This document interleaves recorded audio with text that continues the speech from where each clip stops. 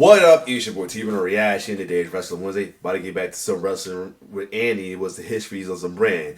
Now we show you the history of the Raw brand. We told you about we checked out the history of the SmackDown brand. Now we about to take a look at the history with at times considered the third brand as well as developmental, as this NXT, not as well, this segment, which is NXT. NXT came from a long way. Starting out being the name for a competition show for folks from the then development territory, Florida Championship Wrestling (FCW), with likes of Wade Barrett, Daniel Bryan, PJ Black. I forgot what his name was at the time. PJ Black. Who else? David Otunga, many others as well too. The later season with Bray Wyatt, and Husky Harris, and good amount of other folks too though. So yeah, other than that, but then down the line became the new new development territory for WWE as well too, and we going strong for a long time. Bring out the likes of Roman Reigns, Seth Rollins, the four host women of Bailey, Charlotte, Becky Lynch, and Sasha Banks, now known as Mercedes Moné.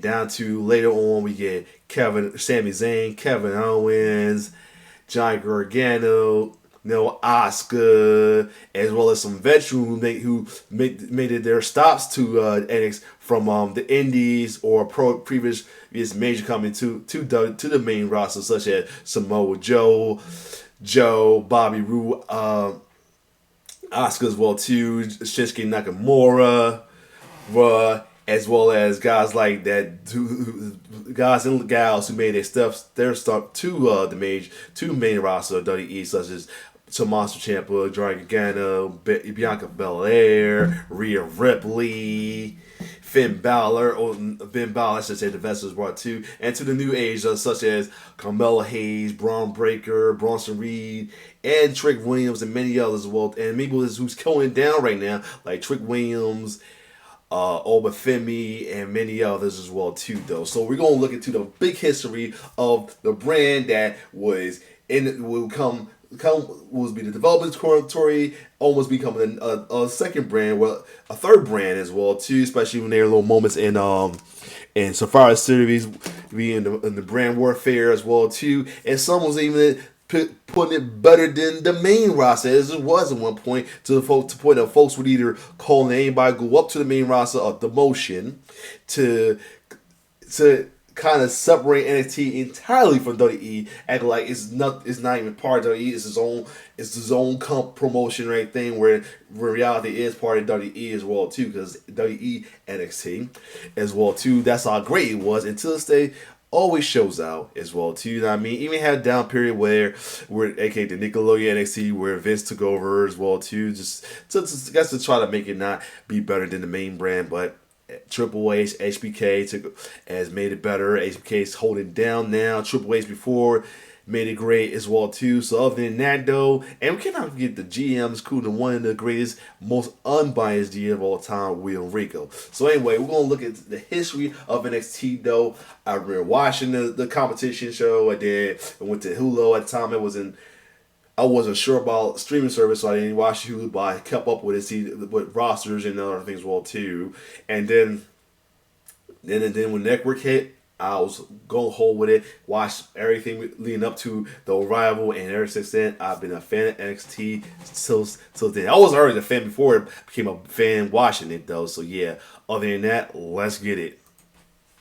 NXT has been through various eras over the years, from it starting out as a game show to Black and Gold, and even its 2.0 incarnation. Yeah, 2.0. Which is how did the brand manage to navigate all these time periods and get to the point we're at today? Test one, too. We take a deep dive into the entire history of NXT right now. The show, which was most famously helmed by Triple H during the mid to late 2010s, wasn't WWE's first attempt at having a developmental brand.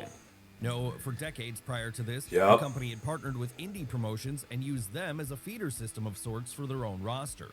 It was this which Yeah, led to from Smoky Mountain Wrestling developing such a close Yeah, Smoky relationship. Mountain, USWA, and then the infamous OVW, which was Heartland. It was Heartland, D South, and then OVW, which featured the four man of OVW, Brock, Cena, and then Batista, and which we're losing almost everyone is about to retire soon, and then the FCW I mentioned as well too. But let's keep going. With Vince McMahon during the 90s and into the 2000s, just as this, which saw D Deep South Wrestling, Ohio Valley Wrestling, and Florida Championship Yup, Wrestling Usos. serve similar purposes during the late 2000s Roman, and yup. early 2010s. Why did WWE The need Riots, a R.I.P. developmental Bray. system when such a Yeah, people don't know. Eon Cottonwood was the first Wyatt before he got the main two. R.I.P. Luke Harper, and also shout out to Eric Rowan. thing had never been needed in the industry prior to their national rise? Well, because that had been the territory era, a system which assured there was always going to be a host of talent available to naturally move around. AWA. Dozens of active talent. Thank you. Somebody accused AWA as part of it. Yeah, a lot of people were saying AWA wasn't territory. It was just Vince still in wrestling. Right? Well, no, it was. I knew AWA was like kind of like their developmental territory at one point. Companies in North America alone.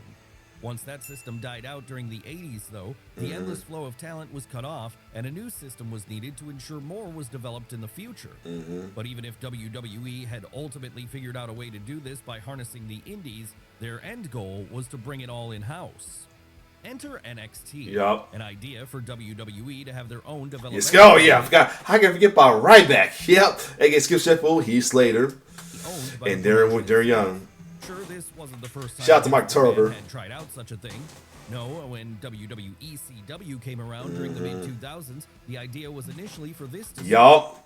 I told you about that too. ECWA was like ECWWE. I call it, but that sci-fi ECW was literally the OG, kind of like the OG NXT before it was, and somewhat SmackDown too with the initiation thing that Teddy Long used to have. serve the same But purpose that the black and gold brand later would. But as we all know now, that one never really got off the ground in the way the company had hoped it would. Largely because the ECW name being attached to it gave fans expectations of a full revival for the hardcore brand they'd once loved, and not of a show where Yeah, Sheamus would essentially be trained for an eventual main roster run. So when NXT was first introduced in 2010 then, it was meant to represent a second attempt at this concept. Yep. One where a fresh brand could thrive, which didn't have all the baggage ECW did in terms of fan expectations. No, audiences had no preconceived notions of what to expect from this new arm of the WWE machine, and it meant that it could be anything.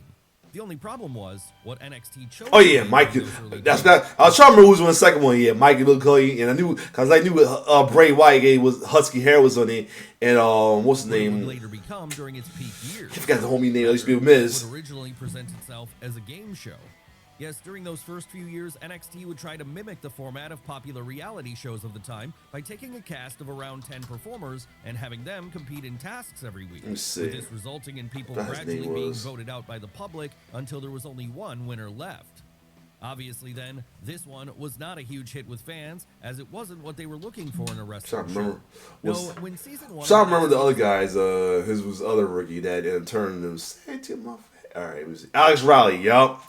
Announced with a cast that included the likes of English bare knuckle boxer Stu Bennett, a modern day Goldberg figure in Ryback Reeves, and former Ring of Honor world champion Bryan Danielson, people were disappointed when those performers ended up taking part in things like obstacle courses and pop quizzes instead of matches for the most part. And it was cool to see. One thing about it was cool to see David Tucker in there because we already knew him about as Punk on I Love New York, though, getting this fulfilling another reality show star, fulfilling their wrestling dream as well too, though, stemming from before that was Miz. That said, for as much as this first season of NXT was generally Justin Gabriel, that's what PJ Black name was back then. Things as it first introduced the Nexus audiences to not only those aforementioned wrestlers, but also others like Heath Slater and Darren Young. And it also led to the creation of the Nexus, an angle which, at least on night one, felt like the hottest thing in the entire industry. What was the Nexus? Well, it was the coming together of all the performers who'd been on season 1 of NXT as a heel group who were invading the main roster, with their ultimate intention being to take over the company and remake it in their own image. Sadly, though, the Nexus would end up being botched pretty badly after that initial debut. But even if this was the case, the NXT concept was still deemed enough of a success by Yep. WWE for Yeah, we had low key on WE as well. His name was Koval, but yep, we had low key on WE at one point. to be brought back for a second season the following year, with this season retaining the same game show format and introducing a whole new cast of rookies in Kaval, Husky Harris, aka Bray Wyatt, and Titus O'Neil. And like with season 1, these performers would all be mentored by an already active member of the WWE roster, with the hopes being that this would help to acclimatize them to the WWE system faster. But while season 2 did give Young Bray audiences at Wyatt. least one big future star in the Eater of Worlds, it was still something fans generally weren't into, as they found it all a little too And then goofy the and third season with ladies. congruent with the type of wrestling show they wanted to watch. And that response Yep. would continue to be Ladies, the same yep, when Naomi, season 2 came yep, out. Naomi. Female season, And AJ Lee, focus on NXT, it was I think she was the finally only time one. for Yeah, I think the only one girls in a way. with it being season 3 of the show, which introduced us all to Naomi, Caitlyn, and perhaps most importantly, AJ Lee, yup. Again, though, despite the game show version of And NXT Caitlyn delivering was more underrated future too, stars yo. for WWE here, it wasn't something which did well in terms of viewership. And the Yeah, viewership would unfortunately. slide even further for season 4, which brought us Brodus Clay. EC3, Bros Clay, Johnny Morrison, and Khan, and our very own Brian Sexton decided to hop on as well too. Byron Saxton, and the future Fandango, and EC3. So it was then that in a last-ditch attempt to increase ratings once season 5 came around, Vince McMahon would choose to make that season more of an all-star one, with losers from previous seasons returning here for a second chance at victory. Which was like the first. It was like almost like the original, almost like the incarnation of the NXT brand being his own brand at one point. Or like with like it was the past and present being in one, and then they had like guys. And then got guys who was in the main event only and all that be on there as well too, like JCG and all that. Of course, as you would expect, this represented the low point of NXT thus far. So bad did things get here. Yeah, she had storylines, too. Pulled from TV altogether after the ratings completely flatlined, with this leaving the remainder of the show to have to air exclusively on WWE.com. Yup. And once that was the case, there was And no storylines, way things were too. going to be brought back for a season 6. That said, WWE did still see something in the value of the NXT name, and that was. And then only talking about the rumor that they almost had a season 6 when I think one of them the competitor was Jinder Mahal. Why they'd keep this as they revamped the concept entirely in 2012. Here, turning it from a game show into more of a traditional small wrestling territory in the vein of places like Deep South Wrestling shout and out Dusty Ohio Valley Rose. Wrestling. That's right, there WWE you had go. gone a long way around to So- get back to where they'd started in many ways. A developmental brand which operated just like the ones they'd been working with. in years It was Tonga Low, he was Micah, yup. Of course, the difference this time was that it was finally going to be in-house fully. Yup. All they needed then was a roster of young talent to fill up the show, something they were able to obtain. Ah man, it sucked that Rishi didn't Rishi didn't get the just dues, man. He was the injury riddled him early, man. I would love to see Rishi follow good in his father's footstep, yo. That sucked though. They'd already It been didn't. developing in Florida Championship Wrestling and moving that over to Full Sail University, the location which would soon become synonymous with NXT. Who would be helming this new version of NXT? Well, rather than Vince McMahon taking the reins as he had done before, Nope. he delegated the day-to-day running of the black and gold brand to Triple H, Yup. the son-in-law who he was grooming to one day take over the company from him. And this was an opportunity the game He wouldn't did. let go to waste. No, realizing this was his chance to prove himself as a booker, he threw himself into the role with both feet and set about creating a show which would provide an alternative to what was being found on the main roster Yup. back then. Yes, if Raw and SmackDown were all about the theatrics fans had come to know those shows for, then NXT was going to be treated more like an old school territory, with simple booking designed to build up in Yeah, I remember when I first watching it. I loved the feel of the old school territory feel of it though. It was reminding me of ECW at the time as well too. So yeah, I loved it. wrestling ability of performers more than anything else. And this was evident in the first world champion the game chose for the brand, one of the Yup. top workers in WWE over the decade which followed, Seth Rollins. Yep. But Seth wouldn't be the only person holding the gold during those early days. No. Big E. Big E Yup. and Adrian Neville would also get their Pac Neville. Yup. And while they were doing that, the tag team division was being held down by performers Wade, such as the Wyatt Weiss. family and the Ascension. With this Oh helping to give yeah. Before Vince fucked them up in the main this decision, at the time, you can tell they was face or heels. I mean, because the crowd just loved him. The whole chanting while he's beating somebody's ass was crazy though. And then until they let no be know it was heels when they went against Hideo Itami and Finn. But yeah, some focus to tag team wrestling again in WWE for the first it time. is just so awesome. Parties, the Dudleys and Edge and Christian. But that wasn't the highest achievement pulled off here. No, with the work of Paige and Emma over in the women's division, Paul Levesque was able to help light the first sparks of what would eventually go on to become the company's women's revolution. Yep. Still, even if there was some great stuff happening down in NXT during those early days, it remained a show which wasn't being watched by many, primarily because it was only accessible in the local Florida markets for a while. And Hulu. Once the WWE network launched in 2014, that would all change. Yes, it did. The show would now be available to view there every week. And not just NXT TV either. Corey Graves. The brand was about to get their own version of a PLE too, with these coming in the form of what would quickly become the jewel in the crown of Team Yes, Black it was. Their takeover shows. Yes, for any WWE fans who'd grown disenfranchised with the overall product back in the mid-2010s, right. NXT TakeOver was exactly what they Yup, in fact, yo. At the time, NXT was always was like. And then before, it used to be back. They used to have the pay per views, the PLEs or pay per views back and forth. Like the NXT would play on Saturday, and then the main roster pay per view would be on Sunday. And like at that time, it'd be like a total letdown because from going from the high moments of Takeover to the low moments of the pay per view at the time as well too. Even the big fours, even down to the big fours, it was crazy at one point. Like I said. Being gung ho to WWE was tough. Being in favor of WWE was a tough relationship. I tell you, a toxic relationship. As it was a 3-hour show which focused on about 5 or 6 high-quality wrestling matches which had been built on weekly TV with simple but very effective territorial style booking. And that's what gave us great early BFFs shows. Yep. Sami Zayn climbing the mountain to take the NXT World title away from Adrian Neville, and Charlotte Flair winning the vacant NXT Women's title during a bout with Natalya. That's right. So many of the biggest stars on Raw or SmackDown in 2025 first got their breaks here. With this being a sign of how successful NXT was going to be in its mission statement of creating the next generation of stars for the company, and that included both men and women. Who were the biggest of the former group? Come 2015, a core of top guys had established themselves as the ones who were carrying the charge for that side of the developmental brand, with these guys being Sami Zayn, Kevin Owens, Finn Balor, Adrian Neville, and Hideo Itami. Sure, things wouldn't work out so well for all of these performers in the long run, but enough of them would become superstars in WWE that it made the whole venture worthwhile.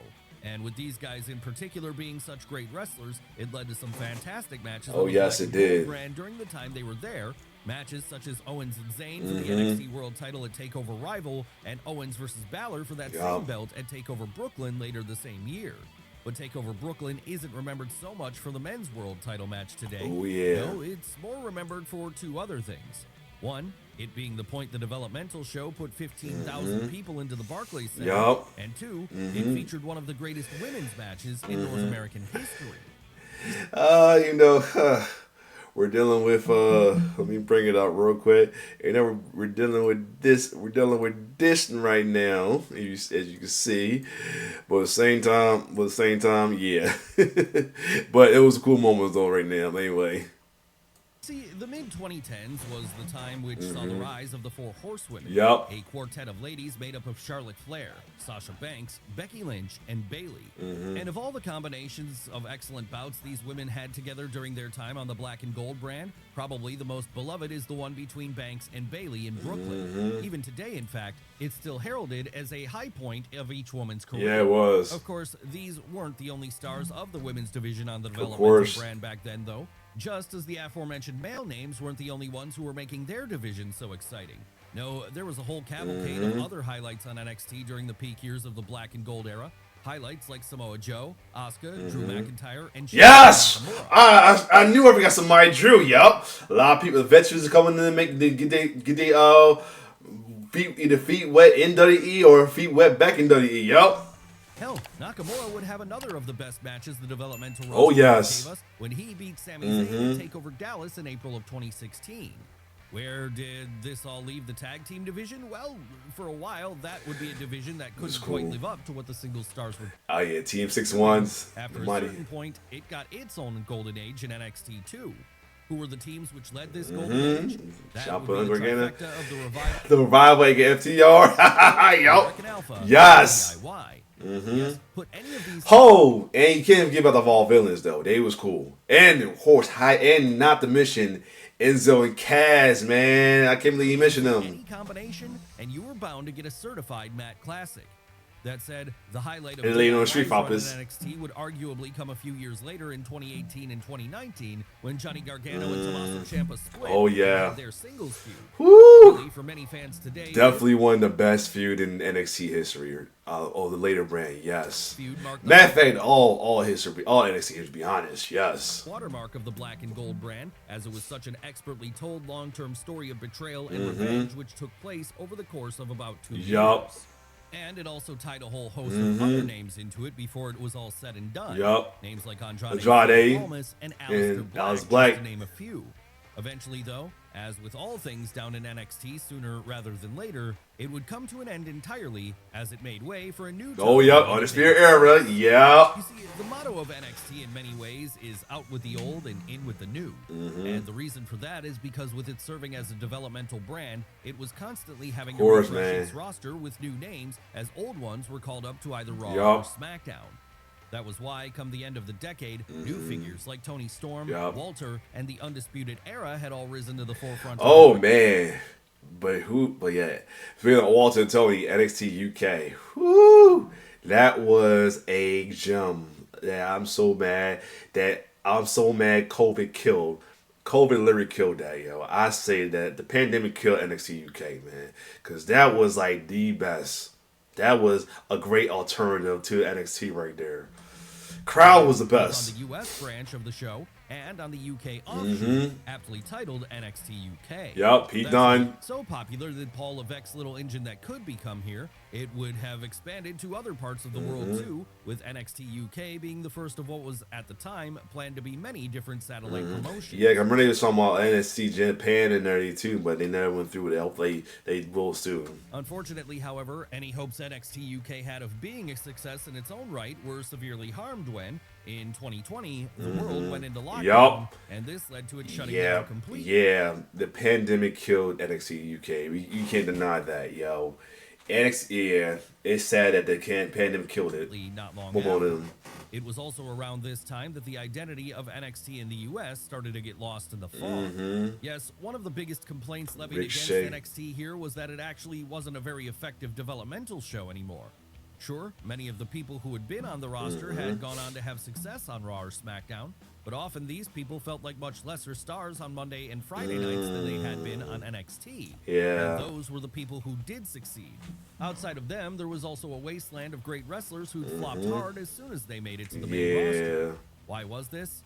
Well, in black and gold days, the philosophies of NXT and the main roster were very different. Young Swerve back with there. Vince McMahon's booking centering a lot more Yup. around his show being a sports entertainment variety show, and Triple H's being a lot more in-ring heavy in its focus. Hell, this had been the appeal of the developmental show for so many early on. Oh my god, it's still excruciating thing about how the biggest fuck up they did now that call up was EC3. That was the worst as well too. Like that was the worst call up ever. Not because of how he was in NXT, but how they did when he called him up. That was the worst. That had to be one of the worst. Well, no, take it back. The worst was Lars Sullivan, but we don't talk about him. He's not relevant. But EC3 is more relevant, and that way they did him is just criminal. How they did him, man, so criminal.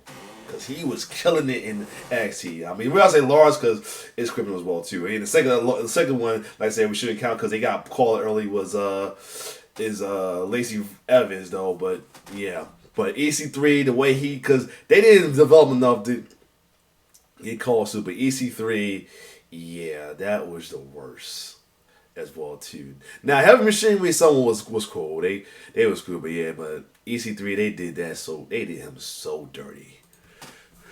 on, as it felt like such a difference to what they might have been tired of seeing on the red or blue brand. But if NXT was supposed to get War people ready games, for an yes. eventual main roster run, then it wasn't really doing its job That correctly war. by not developing its performers in an environment which would mimic what Vince McMahon was doing. What's that? No, too often someone would. And he's the other one that did dirty. Only And he's the other worst that did dirty too is Keith Lee. That is definitely second worst as well too, man. At least he got a little more run, a little more leverage than EC3. But Keith Lee, the worst they did. This is the second worst. The real second worst they did dirty was him, man, because he literally left out being the champion to the booking and gave him. Yeah, they could have done it way better. Yeah, Vince was on some bullshit. Reality, once they arrived on Raw or SmackDown, and found the style there to be completely different, with this making it hard for them to adapt. It happened to some of the best acts the Black and Gold brand had ever seen. Pac was a little bit better booked than others, but it still wasn't as great. I mean, he did get a better book when 205 Live happened, but at the same time, still. Come the turn of the decade. And that was why WWE would have a major shakeup of what the show was going to be moving forward. Yes, from here on in, NXT would be retooled back into a true developmental show. And doing this would require a complete change in the management structure there, which was why, almost immediately after the Black and Gold era met its end, Triple H would leave as the head booker of the show. Who would take the reins of NXT following this? Well, that would be Vince McMahon himself. And so it was that over the course of the weeks and months which followed, the NXT Black and Gold era would be out, and NXT 2.0 would be in. Nickelodeon How NXT. would NXT 2.0 be characterized during those early days? Well, it was about as far away from the Black and Gold era as you could get, with the focus here being far less on being the in-ring powerhouse the brand had been before, and more on it featuring a number of true rookies, most of whom were giving pretty wild and wacky characters. Understandably, then, this was a jarring thing for a lot of longtime NXT supporters, and it led. Here's the thing: I had no problem. I knew it was going. I wasn't so mad by it, dude. Especially some of the guys they was putting together as well too. But at the same time, I get why folks were pissed about it. To the brand reaching a low point in terms of popularity. But even if those initial months of NXT were difficult for people to get acclimatized to, there were highlights to be found within its ranks. Primarily in some of the names who went through it and first got introduced to WWE audiences via what was happening. You got Tiffany, Braun Breaker, of course, Hayes, Solo Sikoa, that's right, Solo. These were just that's right, Solo too. Yep. Rose to prominence during the early days. The only time he was a face.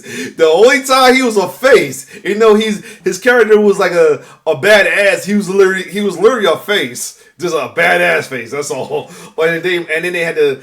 The only time he came, because they started him, they wanted to make him a heel, but when he had a little feud with the Bow, whatever his name is, they made him a face because they liked him already as well too, and half because this is around time Roman was the tribal chief, but he wanted to show love to all the Samoans at the time. So that's the one thing about NXT though. Like between NXT and main roster though. Like, they wanted to, be having wrestlers cheering their heels at the time as well, too. Well, then take it back. At one point, it was like, the main roster didn't want them cheering their heels, and when NXT didn't mind it a little bit as well, too. That's why Bob Roode became a babyface when he first came up. Folks was like, turn heel. That's why my turn heel thing came from, was that, because they was going hand with one of them turn heel as well, too. And then right here, because the crowd was so Lightning character, they didn't want to keep him heel too long. That's why they made Solo a face for a good minute as well too. Before he got his call up to the main to be part of the bloodline as well too. Of course, he had to be forced to be heel, but still. 2.0. That said, there was still a sense amongst the majority that this was a far cry from the glory days of the Black and Gold era.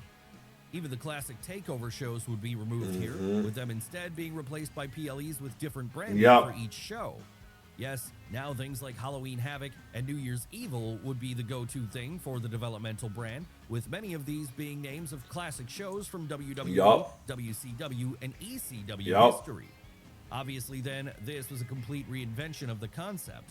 But in many ways, it was a reinvention which worked better for what Vince McMahon was looking for, It did. as it now looked like the main roster and NXT were operating on the same Yup. wavelength, and so, because of that, call-ups shouldn't have such a hard time They getting used to didn't. the process of transferring. As of late though, the call ups have been a little bit better than when they was used before though as well too. We'll see what happened with Carmella Hayes, but the other ones has been great as well too. And I mean, regardless of their face or heels, but still. One show to the other. Would this be the way NXT would operate for the long term going forward? Well, sort of. And the reason we say sort of is because there would be more than a few tweaks made to the overall presentation. And one of the reasons this happened was because in mid-2022, Vince McMahon would leave the company for the first time. So once Triple H was installed as the new head of creative immediately thereafter, then he put Shawn Michaels at the helm of the developmental brand. And over the months which followed, HBK is the looking to myth. see things start to turn around Yes. for NXT. How did it do this? Well, while it still kept a lot of the early elements of 2.0, it would add back some of the elements which had made the black and gold era so beloved by once more placing a stronger focus back on in-ring wrestling. Really, this was what you got when you meshed both eras together to create a hybrid between the two.